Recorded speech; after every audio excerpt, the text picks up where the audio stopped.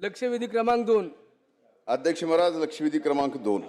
अध्यक्ष महाराज, राज्यातील आपल्या खाजगी स्लीपर कोचच्या संदर्भात आणि त्या बसेसमध्ये प्रवास करणाऱ्या लाखो महाराष्ट्रातल्या नागरिकांच्या संबंधित हा प्रश्न लक्षवेधीच्या माध्यमातून मी आपल्या समोर मांडतोय. अध्यक्ष महाराज, आजच्या या लक्षवेधीला माननीय मंत्री महोदयांनी उत्तर दिलंय. अर्धा या उत्तरावरती मी समाधानी आहे आणि मला खात्री जे उत्तर दिले त्याप्रमाणे खाली अंमलबजावणी होईल. पण अध्यक्ष महाराज, मी आपल्याला या ठिकाणी सांगतो की एकंदरीतच उत्तर जे दिले त्यामध्ये 12 जानेवारी 2026ला एक अपघात झाला होता. अध्यक्ष महाराज, त्या अपघातात अनेक जण गेली. त्याच्यानंतर एक अपघात झाला, त्यात 25 लोक गेली. त्याच्यानंतर एक अपघात झाला, त्याच्यात 12 लोक गेली. पण या ठिकाणी 12 जानेवारी 2026 रोजी राज्यात 3284 नोंदणीकृत स्लीपर कोच बसेसना बोलवून रिकॉल करून त्यांची तपासणी करण्याचे आदेश दिले आहेत. हे उत्तरात आलेलं आहे. तर नेमका माझा स्पेसिफिक पहिला प्रश्न आहे की आजपर्यंत त्यापैकी किती बसेसची तपासणी पूर्ण झाली आणि किती बसेसमध्ये प्रतिबंधित संरचनात्मक बदल आढळून आलेला आहे. मुद्दा क्रमांक 2 म्हणजे प्रश्न क्रमांक 2 आहे माझा. अवैध प्रवासी वाहतूक करणाऱ्या 15,875 वाहनावर कारवाई करून 10,74,00,000 रुपये परिवहन विभागाने गोळा केले. त्याचा दंड म्हणून घेतला. मात्र केवळ दंड आकारून अध्यक्ष महाराज हे प्रकार थांबत नसल्याने अशा वाहनांना परवाना परमिट काही कायम स्वरूपाच्या ठिकाणी रद्द करण्याची गरज आहे. आणि तिसरा स्पेसिफिक प्रश्न आहे की स्लीपर कोचसाठी AIS 119 fire detection separation system त्या ठिकाणी लावावी लागते. हे अनिवार्य आहे. पण 2 जानेवारी 2026 रोजीच्या घटनेत बस पूर्णतः जळून खाक झाली. या यंत्रणेचा गुणवत्तेबाबत आणि तांत्रिक सक्षमतेबाबत शासन स्वतंत्र ऑडिट करणार आहे का? अध्यक्ष महोदय, सन्माननीय सदस्य धनंजय मुंडे यांनी जी लक्षवेधी या ठिकाणी सभागृहामध्ये मांडलेली आहे ती राज्याच्या दृष्टीनं फार महत्त्वाची आहे. याचं कारण असं आहे की 3 दुर्घटना त्यांनी आपल्या लक्षवेधीच्या माध्यमातून निदर्शनास आणलेल्या आहे गेल्या वर्षी घडलेल्या. की एक बस जी 2/1/26 रोजी त्याचा अपघात झाला होता, त्यामध्ये 25 लोक मृत्युमुखी पडले होते. त्याचं संभाजीनगर येथे गुन्हे रजिस्टर क्रमांक 8/2026 अन्वये गुन्हासुद्धा दाखल करण्यात आला. आणि त्यामध्ये समृद्धी महामार्गावर वैजापूर येथे ऑक्टोबर 2023 मध्ये मिनी बसचा अपघात होऊन त्यामध्ये 12 प्रवाशांचा मृत्यू झाला. त्याचबरोबर अजून एक अपघात जो झाला त्यामध्ये ड्रायव्हरचा मृत्यू झाला. प्रवासी मृत्यू झाल्याची नोंद त्या ठिकाणी दिलेली नाही आहे, परंतु ही वस्तुस्थिती आहे की असे अपघात फार मोठ्या प्रमाणात ह्या महामार्गावर व्हायला लागलेले आहेत आणि त्यासाठी परिवहन विभागाच्या माध्यमातून विविध उपाययोजनासुद्धा आखल्या जात आहेत. जो 25 मृत्युमुखी पडलेले जे प्रवासी होते त्याचा जो बस ड्रायव्हर होता तो पोलिसांनी केलेल्या चौकशीमध्ये दारू प्यालेल्या अवस्थेत आढळला आणि ती बस पलटी झाली आणि पलटी होऊन सर्वसामान्य प्रवाशांना आपला जीव वाचवता आला नाही, त्यांना बाहेरही पडता आलं नाही.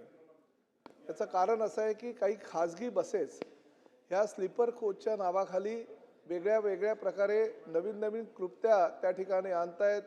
पूर्वीच्या काळामध्ये ही एकच स्लीपर कोच असायचा, आता 2-2 स्लीपर कोच असतात. नंतर ते बॉक्स विमानामध्ये करतात, त्यानुसार बसवले जातात आणि मध्ये जर असा एखादा अपघात झाला तर त्या ठिकाणी प्रवाशांना बाहेर पडणं मुश्किल होतं.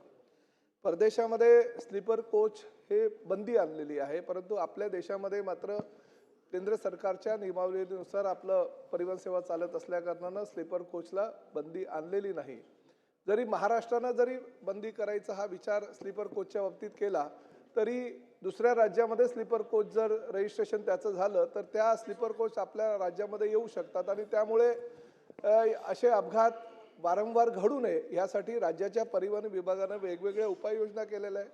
अनेक चेकपोस्ट निर्माण केलेल्या त्या ठिकाणी आपले अधिकारी असतात आणि निश्चितपणे जेवढं काही उपाययोजना करता येईल तेवढी उपाययोजना आपण ह्या अपघातानंतर केल्यामुळे अपघातांचं प्रमाण कमी झालं आहे आणि गेल्या वर्षभराचा जर आपण आलेख बघितला तर किंबहुना इतर राज्यांपेक्षा महाराष्ट्रामध्ये अपघातांचं प्रमाण हे 1% कमी झालेलं आहे. परंतु 1% जरी प्रमाण हे कमी झालं असेल तरी ते मी असं म्हणत नाही की फार मोठी काहीतरी गोष्ट आपल्या परिवहन विभागाने केलेली आहे. ते प्रमाण 0 कसं होईल किंवा किंबहुना त्यापेक्षा अजून कमी कसं होईल यासाठी आम्ही प्रयत्न करतोय. परंतु निश्चितपणे अशा प्रकारे जर स्लीपर कोचचे वारंवार किंवा दुसऱ्या गाड्यांचे जर असे अपघात होत असेल तर राज्य शासनाच्या वतीनं किंवा परिवहन सेवेच्या वतीनं निश्चितपणे कडक उपाययोजना आणण्यात येईल आणि भविष्यामध्ये असे दारू पिऊन चालवणारे जर ड्रायव्हर काही आढळले तर त्यांच्यावर कठोरात कठोर कारवाई करण्यात येईल. तुम्ही मध्यंतरी सांगितलं की काही अशा बसेस आहेत की त्यांची आयुर्मर्यादा संपल्यानंतर सुद्धा त्या बसेस रस्त्यावर येतात आणि त्या अशा बसेसचे अपघात होतात. ताबडतोब त्यावर कार्यवाही केली जाईल आणि अशा काही बसेस आढळल्या तर त्यांची नोंदणी रद्द करण्यात येईल. आदित्य महोदय धन्यवाद. आपण मला बोलण्याची संधी दिली. एक महत्त्वाच्या प्रश्नावर मंत्री महोदय स्लीपर ज्या बसेस आहेत त्याच्यावर उत्तर देतात. कालच मी बघितलं मुंबईमध्ये देखील या स्लीपर बसेस इथून ज्या बाहेर जातात अतिशय भयानकपणे ह्या चालवल्या जातात. खास करून जर हायवेवर पाहिलं तर कुठचेही नियम पाळत नाहीत, कुठचंही लेन डिसिप्लिन पाळत नाहीत आणि बाहेरूनच बघून भीती वाटायला लागते की अरे स्लीपर बसमध्ये वरती जर कोण झोपलं असेल, खालती पडलं तर काय वगैरे. कारण आपण गाडीत बसल्यानंतर किंवा बसमध्ये बसल्यानंतर सीट बेल्टची आपण एक दंडात्मक कारवाई करतो सीट बेल्ट न लावण्याने. तर असे काही ज्या स्लीपर बसेस आहेत किंवा मग आपण पाहिलं तर इव्हन बाकीच्या हेवी मोटर व्हेकल्स असतात. आत्ता मुंबई पुणे रस्त्यावर जो काही आपण पाहिला ट्रॅफिक जॅम झालेला, तर हे भयानक चालवण्याचा जे काही रिझल्ट असतो तो दिसायला लागतो. तर त्याच्यावर आपण अनेक महिने अनेक वर्ष बोलतो की कारवाई करणार, कडक कारवाई करणार, पण ती कारवाई खरोखर फिजिकली तिथे होणार आहे का? कारण डिजिटल कारवाई CCTV ह्याला कोणी घाबरत नाही. आणि दुसरं म्हणजे नागपूरमध्ये मंत्री महोदयांनी सांगितलं होतं की एक बस आलेली आहे जिथे कोण दारू पिऊन ती चालवायला बसला तर ती बस सुरूच होत नाही. ते AI ची टेक्नॉलॉजी जी येणार होती त्याचं पुढे काय झालं ह्याचं मला मंत्री महोदयांना विचारायचं आहे. अध्यक्ष महोदय, ज्या काही जास्त स्पीडमध्ये अशा बसेस चालू जर कोणी ड्रायव्हर करत असेल तर त्याच्यावर निश्चितपणे कारवाई केली जाईल. आणि आताच जेव्हा ब्रीफिंग होतं त्या ब्रीफिंगच्या दरम्यानच मी माझ्या अधिकाऱ्यांना सांगितलं की किमान फक्त 80 जी स्पीड आहे तो स्पीडोमीटर त्या ठिकाणी ह्या बसेसना लावण्यात यावा, जेणेकरून भविष्यामध्ये 120-140च्या स्पीडने काही बसेस रस्ता दिसला की चालवतात तर त्यावर कुठल्या तरी प्रकारे नियंत्रण आपल्याला आणण्यात येईल. आणि सन्माननीय सदस्य आदित्य ठाकरे यांनी सांगितलं होतं आणि मला आठवत आहे की ते सभागृहामध्ये ह्या विषयावर जेव्हा चर्चा होती तर AI टेक्नॉलॉजीच्या बाबतीमध्ये ते म्हणाले होते. आणि ड्रंक अँड ड्राईव्ह बाबत ज्या काही आमच्याकडे काही गोष्टी येतात त्यानुसार ब्रेथ अनालायझरचं बाबतीत आम्ही एक नवीन आमच्याकडे मॉडेल आलेलं आहे. म्हणजे त्याची किंमत जास्त आहे, म्हणजे 1,50,000 पर्यंत त्याची किंमत आलेली आहे. ती किंमत कशी कमी होईल आणि जास्तीत जास्त वाहनांना आपण ते कसं लावू शकू. म्हणजे ड्रायव्हर जर ड्रायव्हर सीटवर बसला तर जोपर्यंत त्याचं ब्रेथ अनालायझर ती मशीन करत नाही तोपर्यंत बसच चालू होणार नाही, अशा प्रकारची ती यंत्रणा आहे. आम्ही विचार करतोय की ST महामंडळाच्या माध्यमातून तर आम्ही ते धोरण निश्चित केले आणि ते ब्रेथ अनालायझर आम्ही प्रत्येक बसेसमध्ये लावण्याच्या सूचना आम्ही टाटा कंपनीला आता ज्या नवीन बसेस देतोय किंवा अशोक लेलँड सारख्या कंपनीला ज्या बसेसची ऑर्डर देतोय त्यामध्ये आम्ही ते कंपल्सरी केलेलं आहे. परंतु खाजगी बसेसनी सुद्धा त्या ब्रेथ अनालायझर लावूनच ह्या गाड्या ज्या आहेत किमान प्रवासी वाहतूक तरी सुरुवातीच्या दरम्यान अशा पद्धतीने व्हाव्या अशा सूचना आम्ही प्रत्येक कंपन्यांना देत आहोत. आदित्य ठाकरे. 2 सूचना आहेत. एक तर मंत्री महोदयांना चांगलं उत्तर देतात. एकच की ह्या ज्या सगळ्या घटना होतात ह्या जास्तीत जास्त हायवेवर होतात. तर हायवेवर आपण एक हायवे पेट्रोल जिथे एक ठराविक वेळेनंतर आपल्याला ह्या गाड्या दिसतील, नुसतं स्पीड घेताना नाही पण जाऊन ते दंडात्मक कारवाई करतील असं आपण सुरू करावं सरकारकडून. मला वाटतं ह्याच्यावर खूप फरक पडू शकेल. लेन डिसिप्लिन असेल, सीट बेल्ट्स असतील. आणि दुसरं म्हणजे जे सगळे हायवेज आहेत तिथे जे डार्क स्पॉट्स असतात किंवा ॲक्सिडेंट स्पॉट्स असतात, मग कधी कधी ओव्हर स्पीडिंगमुळे टायर फुटतो, कॉन्क्रीटचा रस्ता हल्ली आपण करतो, कधी आपण पाहतो मीडियनमध्ये डिवायडर जो असतो तिथे इमर्जन्सी व्हेकलसाठी युटर्न असतं पण कोणीतरी आगाऊपणा करून तो उघडलेला असतो आणि बाकीच्या गाड्या पण त्याच्यातून येतात. टनलमधून बाहेर पडताना जे लाईटमध्ये फरक पडतो, हे जे डार्क स्पॉट्स आहेत त्याचं पूर्ण ॲनालिसिस करून त्याच्यावर मंत्री महोदय कारवाई किंवा तसं रेक्टिफिकेशन करणार का? त्या बाबतीत अध्यक्ष महोदय तशा सूचना संबंधित आमच्या सगळ्या परिवहन खात्याच्या अधिकाऱ्यांना दिलेल्या आहेत आणि किंबहुना त्यांना हेही सांगितले आहे की फक्त परिवहन खात्याचे आमचे RTOचे अधिकारी नाहीत तर ट्रॅफिक पोलिसांच्या माध्यमातून जॉईंटली आम्ही ते सर्वेक्षण करू जेणेकरून अपघातांची संख्या कमी होईल. आणि त्याचबरोबर लायसन्स आणि परवाना निलंबनाची कारवाई सुद्धा त्यांच्यावर करण्याच्या संदर्भात सूचना केलेल्या आहेत. परंतु हे अपघात कमी होण्यासाठी ज्या ज्या काही उपाययोजना करण्यात येईल आणि सन्माननीय सदस्य या सभागृहामध्ये सुचवतील त्यानुसार निश्चितपणे त्यावर कार्यवाही केली जाईल. जयंतराव पाटील. अध्यक्ष महोदय, आमच्याकडे सांगली जिल्ह्यामध्ये गडकरी साहेबांनी पुढाकार घेऊन पेठ नाका टू सांगली नॅशनल हायवे अतिशय चांगला केला. परिणाम हा झाला की स्पीड वाढला आहे. त्यामुळं मी माननीय मुख्यमंत्री महोदयांनी आपल्यालाही पत्र पाठवलेलं आहे की आपण या रस्त्यावर जिथं पॉप्युलेशन आहे, ईश्वरपूर शहर आहे, आष्टा शहर आहे किंवा कारणवाडी आहे, कसबे डिग्रज आहे, या मोठ्या शहरात गावांच्या तिथं रमलर लावणे आणि ते स्पीड गन्स लावणे ज्याच्याकरून स्पीडच्या मर्यादा येतील. सरकारचे उत्पन्न वाढू नये पण वाढलं त्यातनं तर काय हरकत नाही. त्यामुळे ईश्वरपूर शहरामध्ये दोन्ही बाजूने जाणारे येणारे ट्रॅफिकला स्पीडची मर्यादा आणण्यासाठी स्पीड गन लावणे, आष्टा शहरासाठी स्पीड गन लावणे आणि अन्य शहरात रमलर्स ठेवणे असा विचार शासन करेल काय?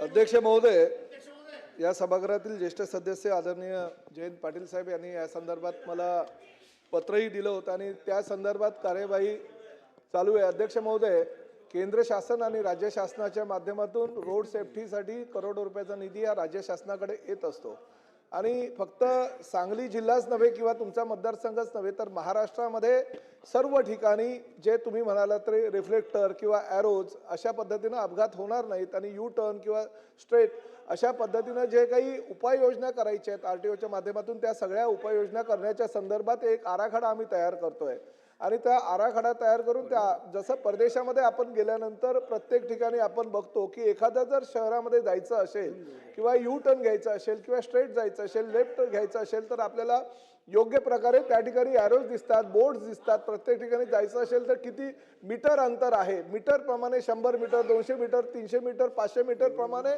ते बोर्ड लावलेले असतात आणि त्यामुळे अपघातांची संख्या कमी असते आणि ड्रायव्हरला कळत असते की आपण पहिल्या लेनमध्ये जावं, दुसऱ्या लेनमध्ये जावं की तिसऱ्या लेनमध्ये जावं. अशा पद्धतीनं जर योग्य प्रकारे कठोर कारवाई RTOच्या माध्यमातून किंवा ट्रॅफिक पोलिसांच्या माध्यमातून केलं तर निश्चितपणे अपघातावर नियंत्रण येईल. अशा पद्धतीनं पूर्ण तुम्ही दिलेल्या पत्रानुसार आणि अन्य काही सदस्यांनी सुद्धा सुचवलेले आहेत त्यानुसार एक आराखडा आपण महाराष्ट्रासाठी तयार करतोय. तो फक्त आराखडा नॅशनल हायवे किंवा PWD किंवा MSRTCचे रस्त्यावर नाही, इव्हन महापालिका क्षेत्रातील जे रस्ते आहेत त्या विषयावर त्या ठिकाणी सुद्धा तो आराखडा कसा त्याची अंमलबजावणी करण्यात येईल याची आम्ही उपाययोजना करतोय आणि त्यानुसार कार्यवाही करण्यात येईल. नाही, ताबडतोब झाला अंतिम टप्प्यात आहे आणि मला असं वाटतं की ह्याच वर्षामध्ये त्या आराखड्याला मान्यता मिळून आम्ही इम्प्लिमेंट सुद्धा करू.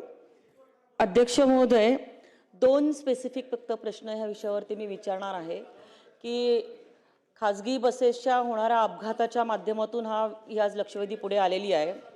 सन्मान्य अध्यक्ष महोदय, अनेक वेळा ह्या सभागृहामध्ये चर्चा झाली, खाजगी बसेस असतील, ट्रक असतील, परंतु ते कुठल्याच लेनमधनं ज्या चालायला पाहिजे त्या लेनमध्ये चालत नाही. त्याच्यामुळे खूप मोठ्या प्रमाणामध्ये ट्रॅफिक होत असते. RTO विभाग हा दात आणि नख नसलेला विभाग आहे. त्यामुळे सन्माननीय मंत्री महोदयांना माझी विनंती आहे की या विषयाच्या बाबतीमध्ये राज्यभर सगळ्या ठिकाणी CCTV लागलेले असतात तर आपण गृह विभागाची देखील मदत घेऊन ह्याच्यासाठी एक एकत्रित काही नियोजन करून ह्या विषयावरती एक ठोस अशी पावलं उचलत आपल्याला 1, 2, 4, 8, 15 दिवसामध्ये पुढच्या ह्या गाड्या ज्या आहेत ह्या त्यांनी कुठल्या लेनमध्ये चालायला पाहिजे त्या पद्धतीच्या सूचना देऊन त्याची कडक कारवाई आपण करणार का?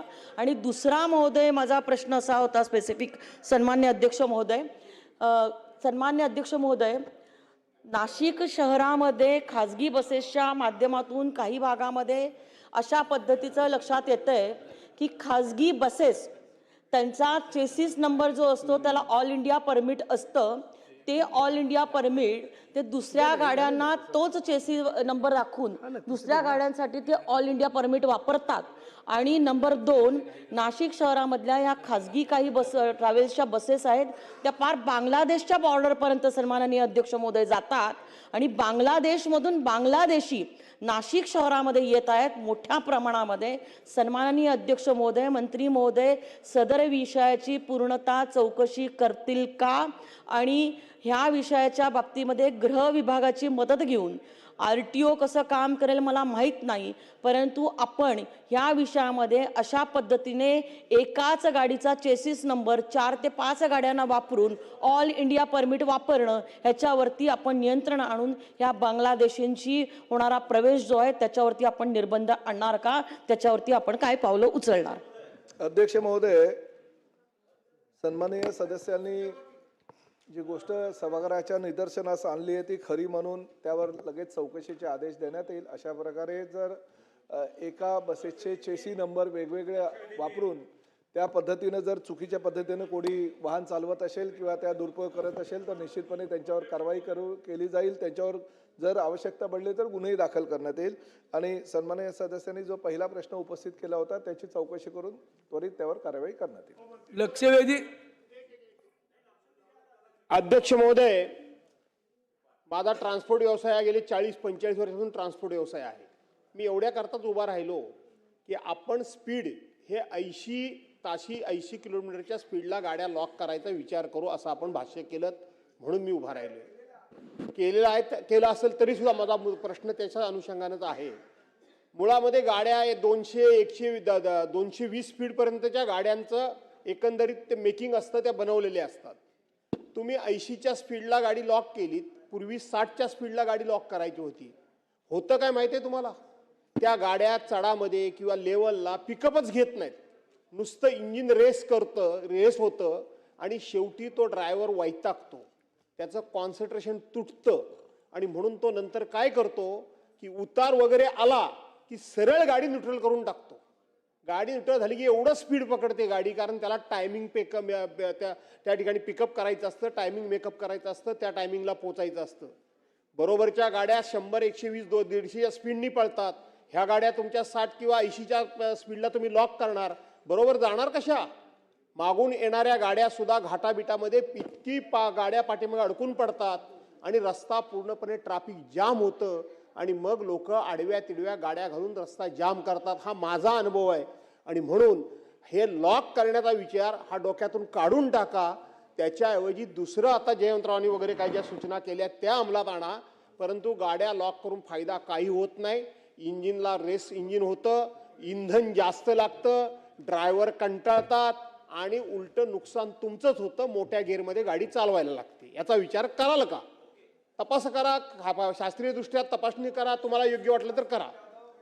त्या व्यवसायाशी संबंधित असल्या कारणानं त्यांच्याशी चर्चा करून योग्य तो निर्णय घेण्यात येईल. लक्षवेधी क्रमांक 3